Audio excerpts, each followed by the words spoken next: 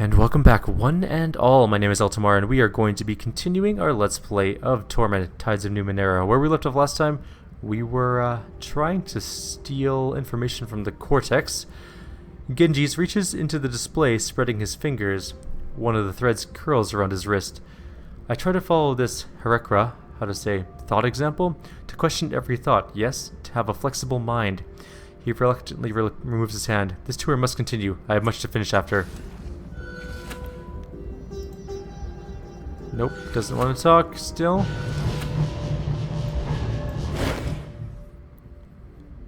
Continue the process.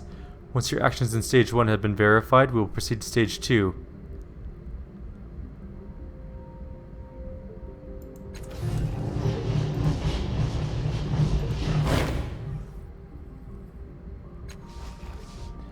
Request information on stage 2. This stage requires either a high degree of visual retention or the ability to identify the smaller parts of the greater whole. Namely, you will need to identify 6 parts of the shape you assembled in stage 1 from a number of incorrect symbols. A thread of static whips through the voice in your head. Selecting 4 incorrect symbols or allowing the given time to elapse will reset the stage. Good luck, user. We need to let Makina confirm something. I'm guessing is this thing?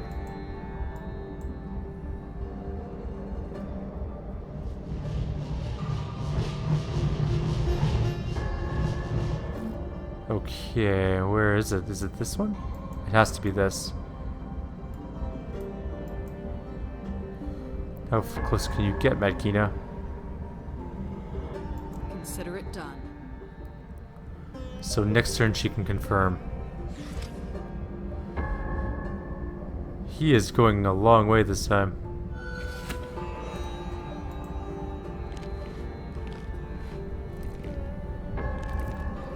Okay, he's not talking about anything currently. Tiber, just move here somewhere.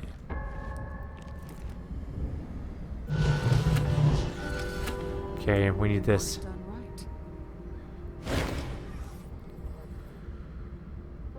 I'm going to quick finger stealth press the stage 1 button while the Lascar is not looking. She is very good at quickness, so that will not be hard for her. You wait until the Lascar is preoccupied and swiftly tap the button. The Lascar looks over at the sound and your innocent face, and then the now dark screen and button. He frowns. He's like, I don't know if that's right, but that's close enough, whatever. Now see, he trails off and chuckles. You know this door, of course. You came to us from it. Yes. Very interesting. I need to be on the same Here I come. level as you, and so we can talk. Tiber, get up here. You're supposed to be taking a tour. Why not? Makina's the only one that needs to be there doing button stuff. Let's continue this thing. Stage 2 initialized. Please identify the core locking components from the previous stage. Once you have done so, the casing over the error unable to translate title of switch will open. Flip switch to complete the stage. Let's just lure machinery this thing. We got this. A flood of symbols streams across the console's tiny screen. At first none of them look in any way familiar, but as you watch you recognize a few. They disappear beneath your tapping fingertips with sweet piping pings. A fluttering sound, something like an insect's wings, rises from the console. Then the casing pops open. You flick the switch. Stage 2 complete. The voice says with real pleasure. Well done. Your actions in Stage 2 have been sent to the observation deck to be verified. Please wait. This is Makina's job again.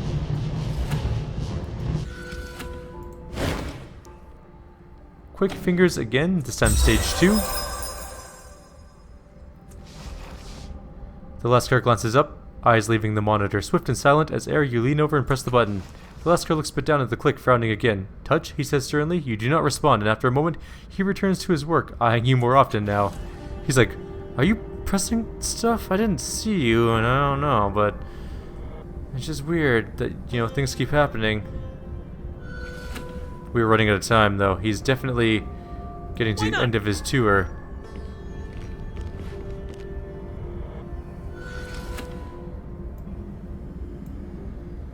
He's also fast. On my way.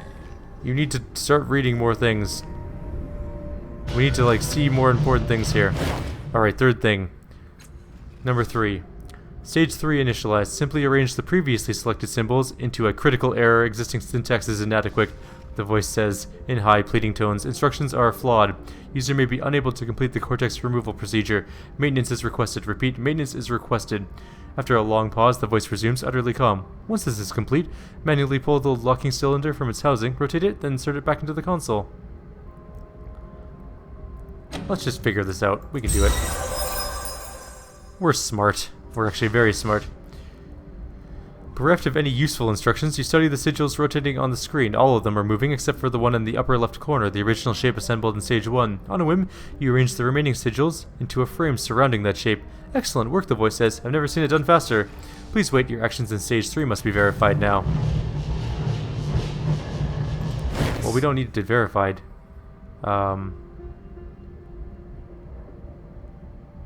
Let's request information on the home planet of the Lascars. A bluish globe seen from a great distance around which many smaller orbs rotate appears before your eyes as if it were floating in front of you. The home of the Lascars is called Ishtrinu. Cool. Alright, let's How long have the Lascars been waiting for the ship? Accessing records, calculating. The Lascars have been waiting for the vessel to take them home for approximately 10,091 of your years. Jesus, that's a long time. Where is this location exactly? The smooth voice says, the exact coordinates of the station are 1293, 476, 947, 18 hours, and 57Z. These numbers also helpfully appear in the pale blue light of the control console. You suspect if you had the proper education and context to understand these numbers, you might have a better picture of your location. As it is, they mean nothing to you. Fair. Alright, we need to verify. Last one. We're so good though, we have so many edge points that we don't need to use any effort. The Lascar sighs, rubbing his eyes. In that second you dart over and press the glowing button. He doesn't even notice this time, he's just like, eh, whatever. See this door now. A door once used by our most exalted travelers. He shakes his head, smiling. Now often broken. And room beyond is for storage. He passed the door as if apologizing to it. Can I talk to you about things? He folds his hands, awaiting your questions. Why does the door break so often? Cannot say, he says, grimacing. I wonder this myself. He gestures you along, urging you to follow him. No, I have more questions. You must stay and talk to me. You must think thoughtfully about junk. Apparently I can't talk to him. Okay. Alright, let's get this last piece of information we need. Command the cortex to process the data on the helmet. Certainly, please wait. Dark masses within the giant orb shift and a pinpoint of light streaks from within, dancing over the helmet in your hands. Processing complete. Report. Jemadar Achille was struck and killed at the date of her last record. Her file has been updated to reflect this information. Analysis continues. All of the images contained inside the helmet strobe rapidly through your vision. The images of the night sky that were so prevalent in the helm appear now, and the cortex begins to layer star charts over the top of those pictures. The information about the location of this world has now been added to my memory. I'm going to ask if the images in the broken helmet match any of the cortex's records. Based on time, regression analysis of star field, and relative planetary position, only one possible world matches. Ishtrinu, the world the Lascar people call home.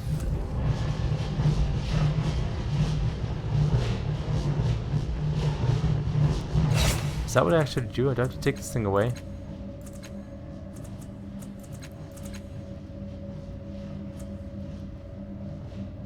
That's it. Okay, we're leaving. We're not stealing the cortex, by the way. That is so evil that I just can't even. We're not doing that.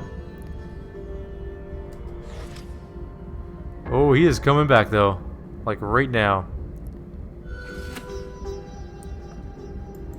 Hey, don't go too far. I want to talk to you about... Apologies, I do not have much time. Should keep moving if you want to see everything. How about your favorite sports ball team? Do you like sports ball?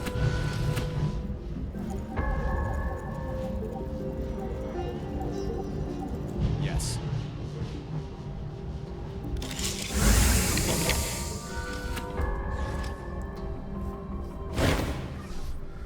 He sweeps a proud hand across the width of this wide view screen, as if he has personally created the scene below.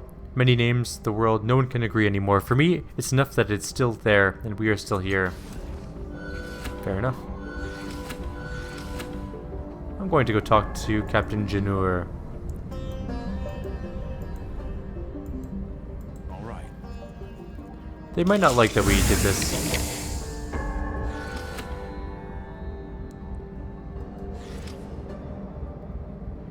Man, we had lots of time, never mind. He is just going and going.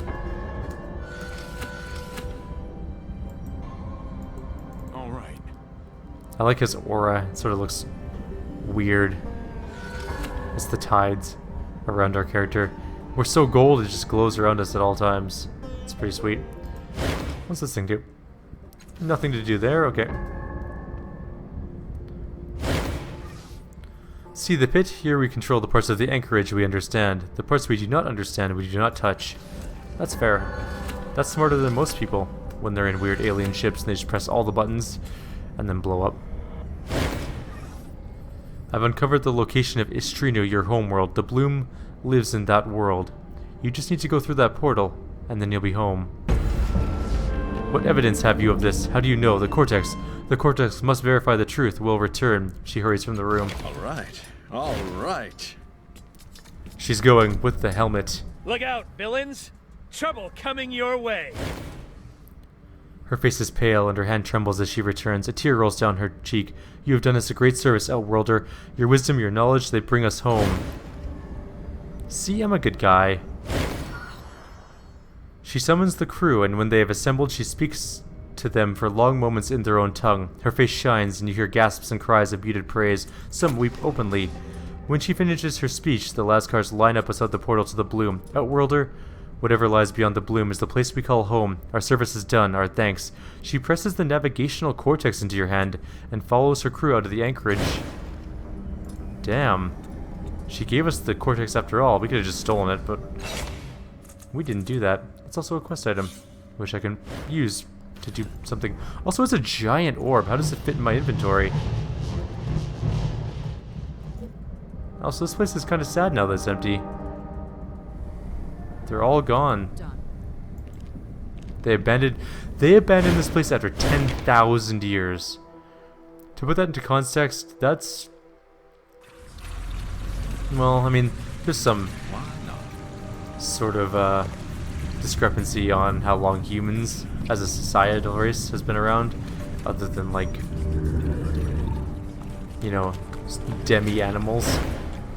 So like 15-ish thousand years, I think, is what it is. Maybe 20,000. So for like half of humanity's time on Earth, Of course. in our current form, it's been they've been sitting up there in that anchorage. Let's go. And we kicked them. Well, I didn't kick them out. We helped them leave. They left that day. Not even minutes later.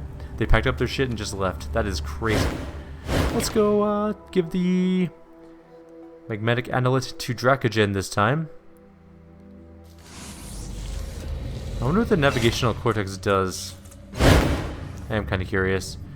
You pull out the cortex and hold it. As you focus on it, a pale blue symbol discreetly appears in your vision, overlaying reality. It's a small encircled plus sign, and somehow, instinctively, you know that it's a location finder. It blinks quietly but insistently, waiting for you to acknowledge it. Where am I now? A broad, spinning disc with arms that spiral around a bright center appears in your vision, lingering long enough for you to realize that this is an image of stars. And then the view changes as the cortex picture rushes towards a small point in one of the spiraling arms. It resolves into a reddish-yellow star with 7 dots circling it in roughly elliptical orbits. 3 appear to be rocks, while others are gassy giants. The cortex pauses for a moment, then focuses on the second rock. It is primarily blue, with a single dominant continent and scattered island chains. The view rushes towards an inland sea in the southeast of this 4-pointed landmass. You're certain that this is the 9th world. You should know, having had a very similar view of the world during your harrowing fall from the moon. That's true. Local denizens refer to this planet as the 9th world. It has also been called Dirt or Earth. Script flows across the bottom of your vision, presumably matching the voice's words. All Interesting right. little device. We're going to give the analyte to Dracogen. Did anybody gain a level from that little experience? No. They will when we give this thing to Dracogen, though. Because it's 100 experience. I'm going to give him the analyte. And we're gonna go with him this time for reals, and we're gonna go talk to the Miemo Vera.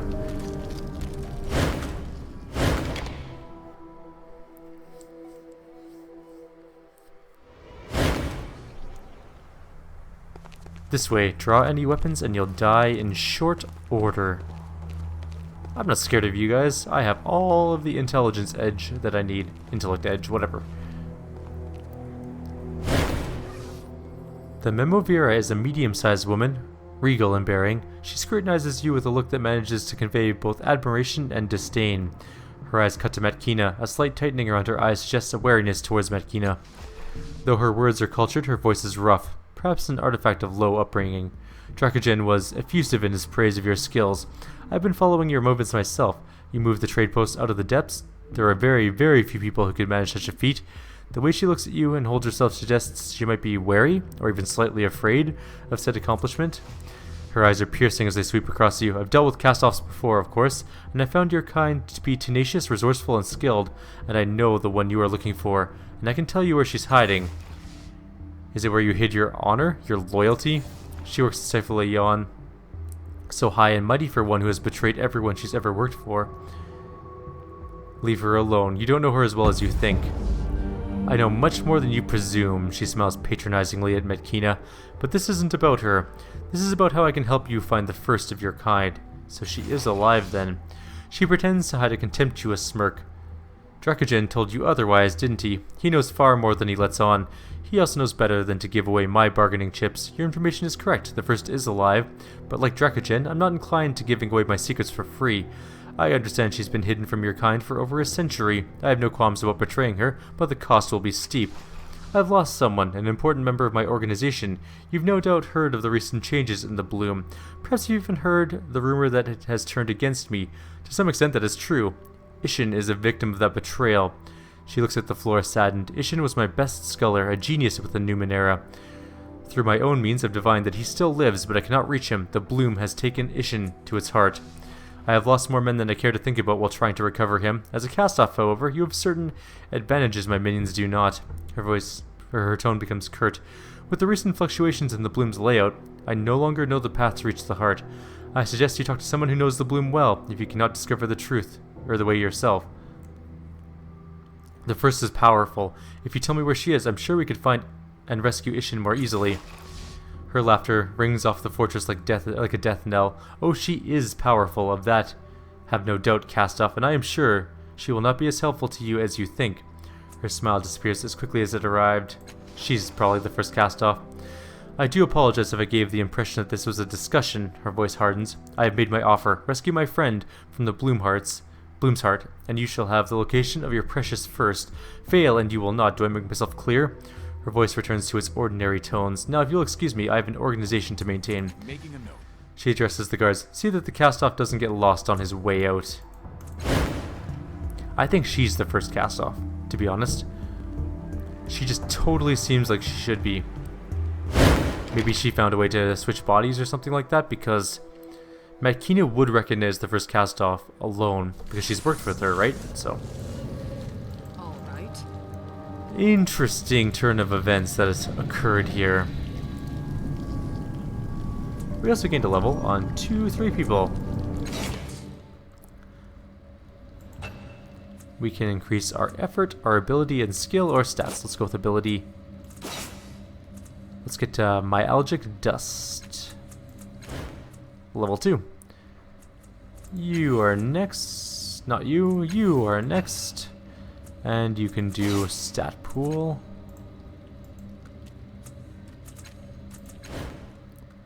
And you are last, and you kind of suck, but that's okay. It's okay, we're working on you. Let's give you some might. I want him to just be a beefy, hitty thingy person. We have a quick person, we have a really smart person. We don't really need another quick person. Let's use him to beat things down with his fists. Or his mace, as it may go. Fine. Too bad he sucks. Alright, let's go talk to somebody who knows the Bloom well. I'm gonna guess that it's probably going to be her. Remember the woman who counsels all of the former Miemo Veras and stuff like that. Also, Walks Without Fear might have some pretty good information. Check the old lady first, and then we'll talk to Walks Without Fear if we need to. The observant speck.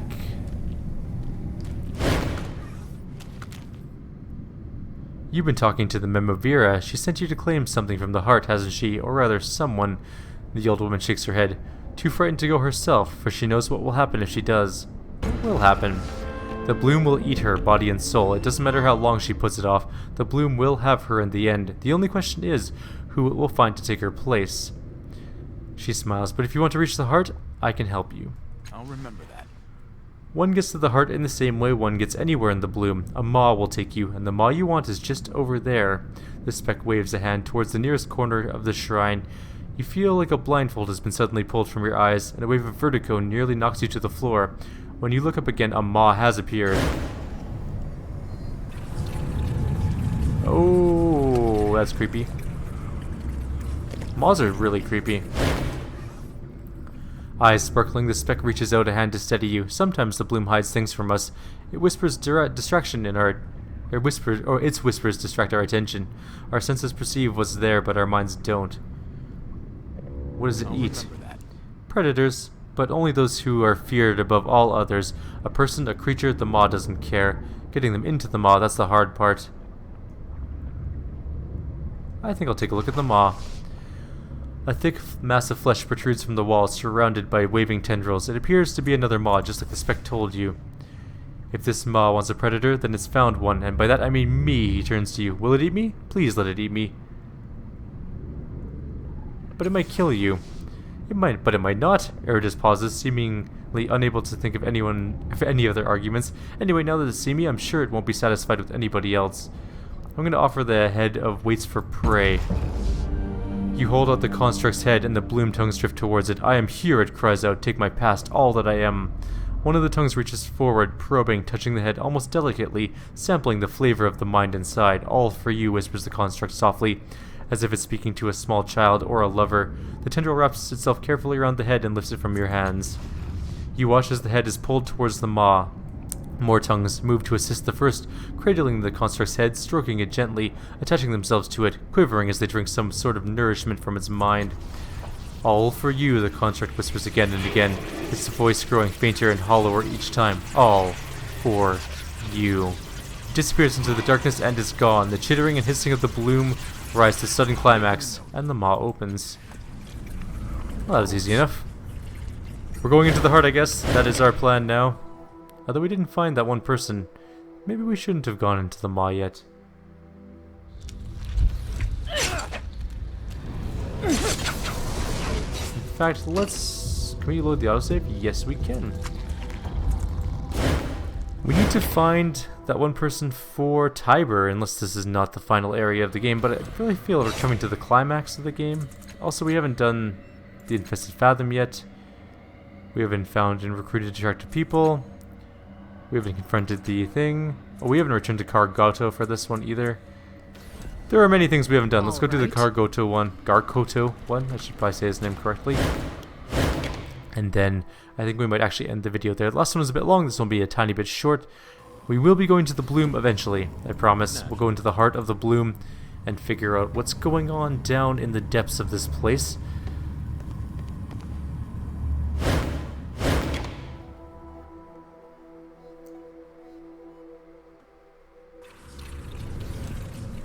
Yes.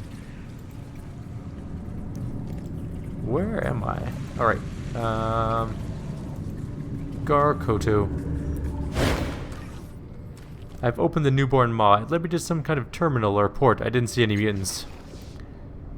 Oh wait, sorry, I said, so Herja lives. Let us hope that she understands the magnitude of her actions. In time, she may learn something of compassion.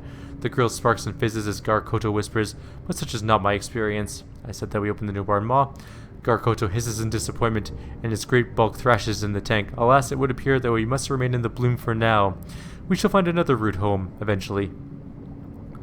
The murky gases swirl around the prince's corpulent form. Opening the maw has served the residents of Little Nilish. Name your fee. I do not ask a fee. I sought to find a way for Nilish for your people, and I failed. Making a note. That's what I'll say. You do us all an unexpected honor. You have my gratitude, Castoff. Cool. That's what we did. Some strange strangled sound comes from beyond the grill to the front of the tank. Before you go, what became of the device that bound Herja to her prison? I have worked hard to open this maw and bring Herja to justice. I should be able to keep the disc as partial recompense for my effort. No, I have it. Let me return it. My thanks, friend. It has served me well for years. I don't really need it, I don't think. Why not? Exactly, why not? Give it back. That's going to be the end of our video here. Like always, if you have any suggestions or comments, please leave them below. Others, I'll see you guys next time. Take care. And have yourselves a good night.